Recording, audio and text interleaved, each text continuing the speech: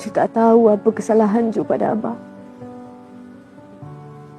Sampai Abah benci sangat dekat Ju. Ju cuba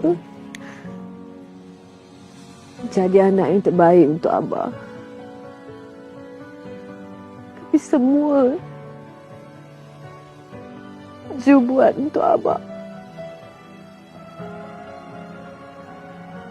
Semuanya tak kena kat mata Abah.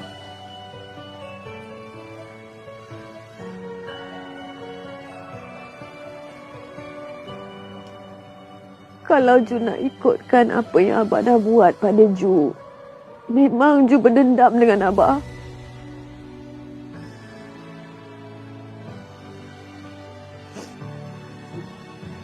Tapi Ju makin matang, Abah. Ju sedar